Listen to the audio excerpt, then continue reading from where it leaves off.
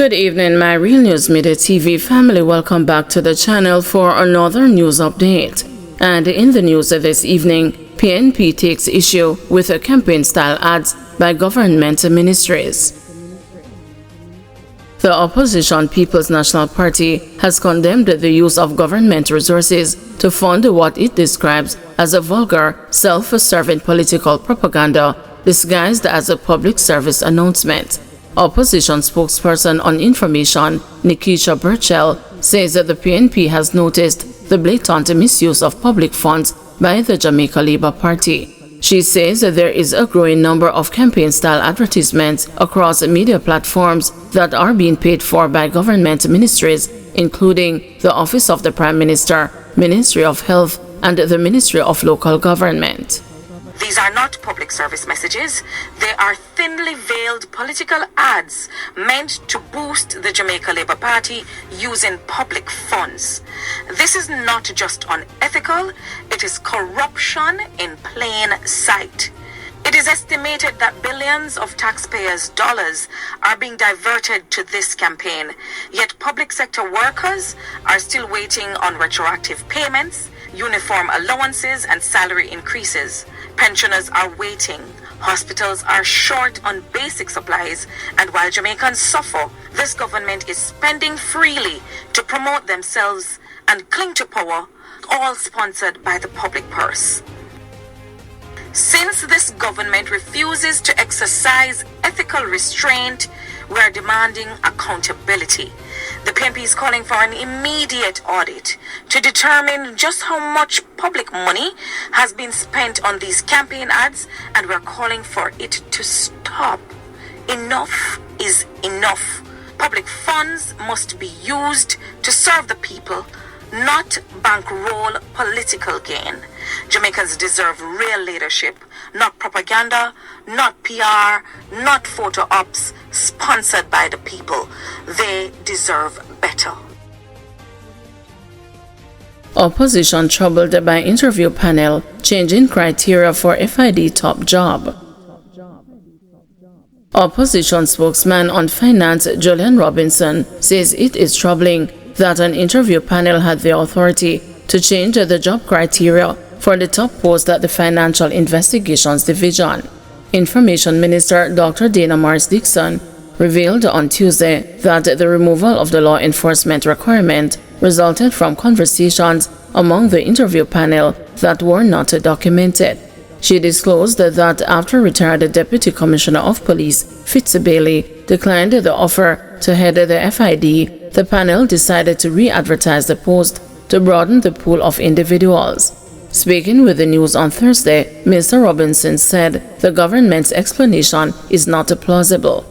I think what you said just cannot wash. It doesn't make sense. There is nowhere in government where an interviewing panel either has the authority or the mandate to change the requirements for a job at that senior level without any documentation, without reference to any other organization, either the Services Commission or anything, and just unilaterally, verbally make such a substantive change without more. That doesn't exist in government. Government does not operate that way. So that explanation provided by the minister simply cannot stand the test of scrutiny. And if it is actually so, then it raises a whole lot of other questions about who would have given the interviewing panel that authority or mandate to do so. What you have seen, quite frankly, is what I call shifting sand. There was one explanation provided by the Solicitor General, who is the government's lawyer and acting on the instructions of the government. There was then a second explanation provided by the minister. And then the Ministry of Finance issued a release yesterday, which when I saw it, I wondered what the purpose of that release was, to then withdraw it later on in the night. So you're seeing three different explanations for what happened in this process. And quite frankly, when you add up the three of them, they don't add up to one. What we have seen, to put it bluntly, is a manipulation of a process to suit an individual so that this individual could get the job. And what the government is trying to do is cover its tracks with various explanations, none of which can stand up to any scrutiny at all. More concern raised about the absence of standalone political ombudsman. Watchdog group National Integrity Action is again raising concern over the absence of an independent office for the political ombudsman. The duties of the ombudsman are being performed by a senior official at the Electoral Commission of Jamaica after the post was subsumed within the ECJ last year. The concern follows a Member of Parliament for Southwest St. Catherine, Everald Warmington's use of profanity at a Jamaica Labour Party meeting in Westmoreland on Sunday night.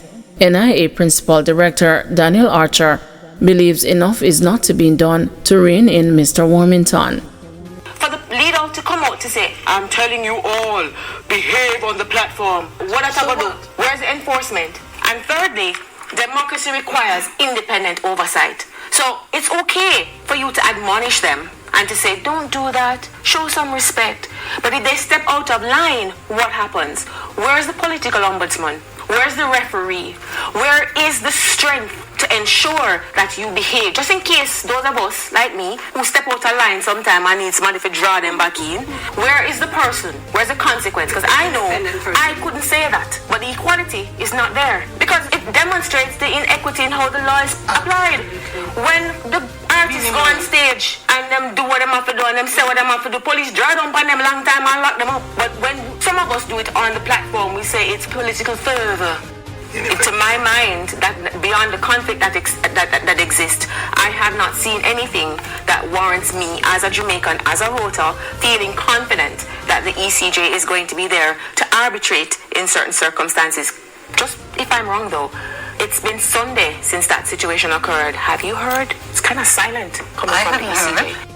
Professor Anna Perkins, a member of the Advocates Network, agreed that there is a clear lack of a mechanism to deal with politicians who step out of line. She too believes that the independent political ombudsman should be reinstated. I think we should pay attention to what the Jamaican people are saying. The recent Don Anderson post said 70% of Jamaicans said we want back our independent ombudsman. We want back the moral authority that position brought to the table in terms of reining in the poorer instincts of our politicians on the political campaign. We recognize that there were gaps in the functioning of the ombudsman, because certainly the complaint that it was kind of like a paper tiger. You know, you could make recommendations, you could call people in, you could say you have all of these findings, but you couldn't force anybody to do anything. But that can be changed by making some kind of amendment to the Political Ombudsman Act. Man charged in deadly motorcycle sale robbery on Mandela Highway. 24-year-old Nicholas Balai, otherwise called a Coolie Bop, was on Wednesday charged in connection with the shooting death and robbery of a man he met for the sale of the man's motorcycle along the Mandela Highway. Nicholas, a labourer of Ferry St. Catherine, is charged with murder, robbery with aggravation, possession of a prohibited weapon, and illegal possession of ammunition. A court date is currently being arranged. The incident occurred on Friday, June 11. Killed was 34-year-old Dominic Grant, a plumber of Cassava Peace Road, St. Andrew. According to reports from the Central Village Police, at around 1 p.m., Grant was accompanied by a relative, met with Nicholas and the two other men posing as prospective buyers at a section of the highway to sell a 2017 Suzuki motorcycle. Upon arrival, the three men reportedly brandished handguns and robbed Grant of the motorcycle, valued at $500,000. They then opened fire, hitting him multiple times. Police say Nicholas subsequently fled the scene on the stolen motorcycle, while one accomplice took the relative's motorcycle. The third suspect escaped on foot. The police were alerted, and upon arrival, Grant was taken to hospital, where he was pronounced dead. On June 30, Nicholas was positively identified by an eyewitness, according to the police. He was arrested and charged on Wednesday, July 2, following an interview conducted in the presence of his attorney. Thank you everyone for watching. See you tomorrow morning at 6 a.m. for another news update.